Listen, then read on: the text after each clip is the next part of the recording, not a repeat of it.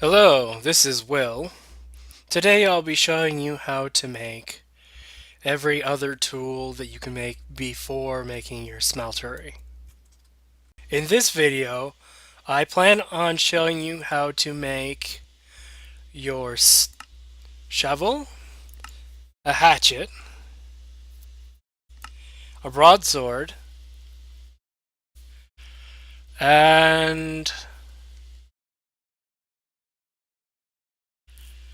I'll also show you how to make and use the longsword, rapier, and dagger, as those have alternate functionality that can be useful at times depending on what kind of server you're playing on.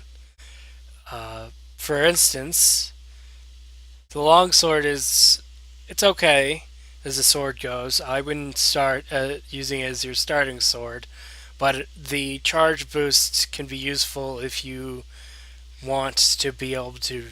It can actually be used to extend a jump. The rapier is extremely useful if you are on a P versus P, as it pierces armor. Um, the dagger is just amusing. I don't think it as being particularly useful though, but it's worth knowing how to use it. And of course, the broadsword is just your basic sword. Um, right, so let's get to work on that. So the first thing we're going to need to do is to make the appropriate head pattern for the shovel, the axe, the swords, all of which use the same blade, but they use a different handle. And the dagger uses its own blade, and the handle, I think, is either the one used by the rapier or the broadsword. Yeah, it's using the... Yeah, it looks like the crossbar, which is used by the rapier. I think I'll also make the frying pan and the battle sign. Actually, let's just make the frying pan. So I'll explain the battle sign. It's kind of a novelty, really. It doesn't do much damage, and it doesn't do anything other than allow you to block. And so it's, if you have a choice, it's it's only slightly more expensive to build a broadsword, and this does moderate damage and has higher durability.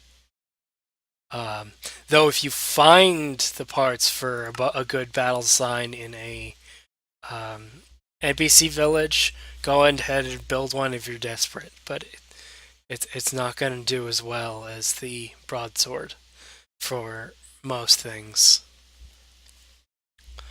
So you're going to need a bunch of patterns because we're going to need to make a bunch of different components. If you've already done the pickaxe tutorial, then you already have the pickaxe head and the tool binding pattern. Like in the pickaxe tutorial, these tools would just be made out of stone and wood, so you'll only need cobblestone and wood sticks. So the first pattern we're going to make is a shovel head. Put the rest of the patterns in. We're going to get ourselves an axe head, a sword blade, the wide guard, the hand guard, the crossbar, the pan pattern, and the knife pattern. The rest of there's also a chisel. Actually, let's also grab the chisel pattern. Show you how to use a chisel. It's really simple though. So the rest I will show in a later video on how to make the advanced tools, and a full set of advanced tools. Now that we have our patterns, we're going to need to make one of each part. We'll start by putting the patterns into the pattern chest that we're not currently using to save space in our inventory. See if I can put a blank. So you can't put black patterns in the pattern chest. Next, we're going to start making each of the parts. We'll start with the top parts of each tool.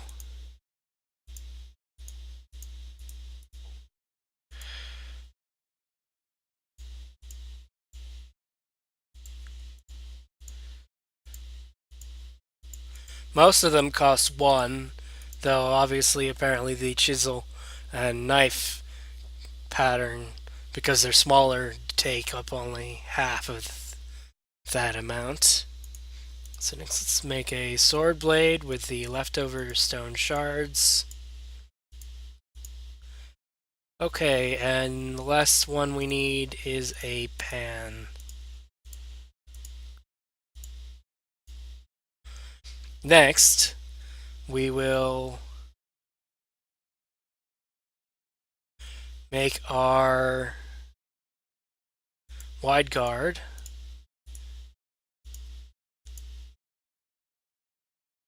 And our hand guard, which we can use the leftovers from the wide guard to create.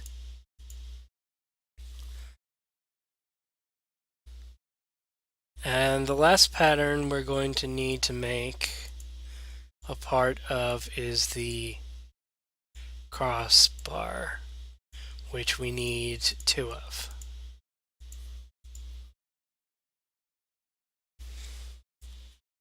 Okay, so the first thing we'll show you is pretty simple. You know, the basic functionality of the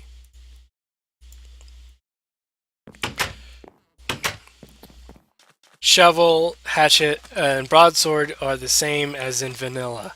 Blocking will reduce your damage by half with the broadsword and swinging attacks. With the hatchet, you just dig and it breaks wood. There's no real there is a right-click functionality on most Tinker tools.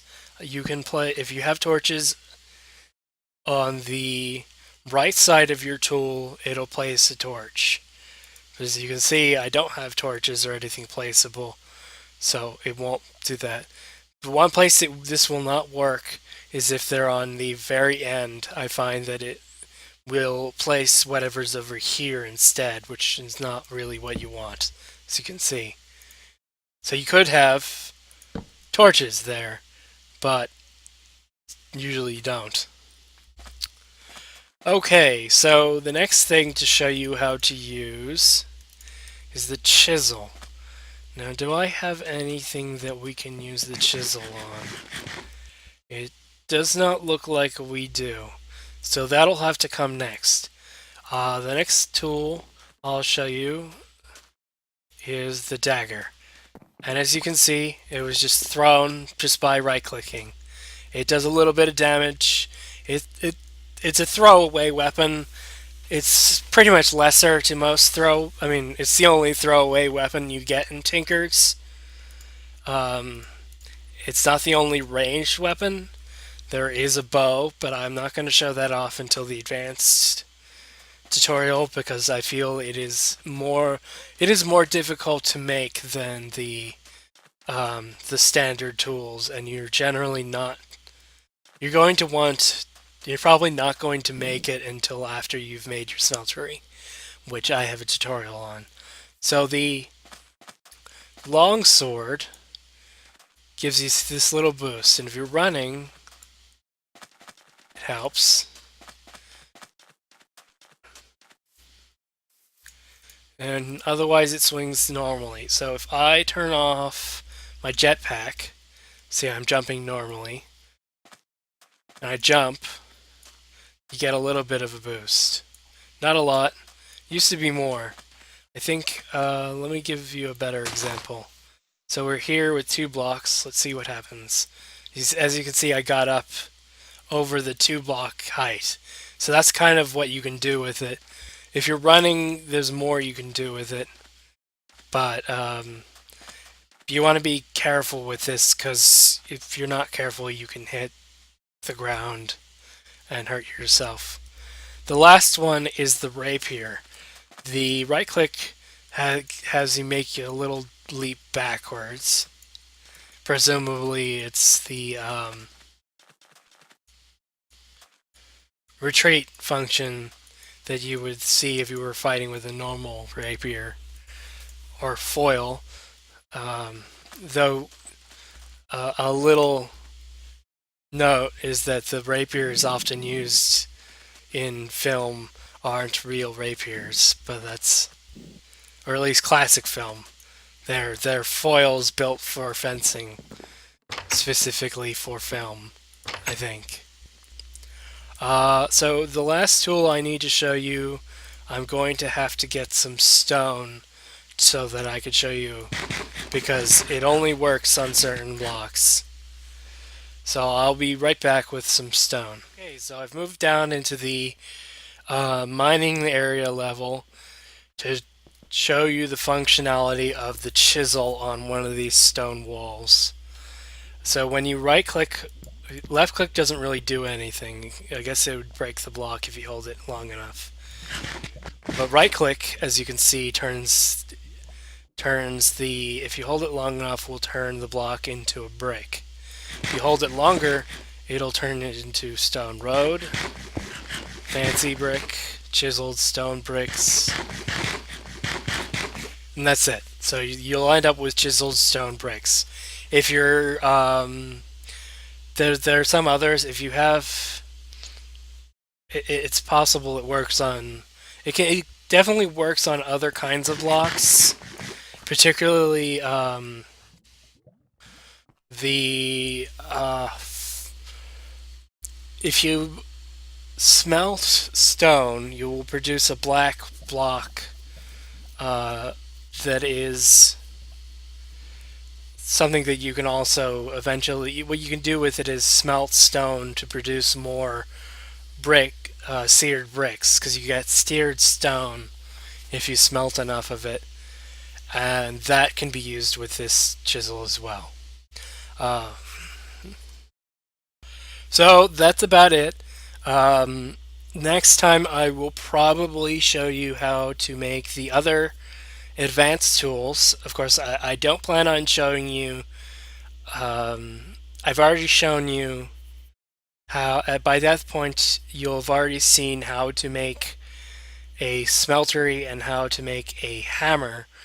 I'm going to show you how to make the advanced tools that you would have to make the casts, and then I'll show you those functionality with the stone versions, as they work the same but have less durability. And of course, say if you have a stone hammer, it won't break things that you need iron for, but it's pretty good. So good night, and from Will.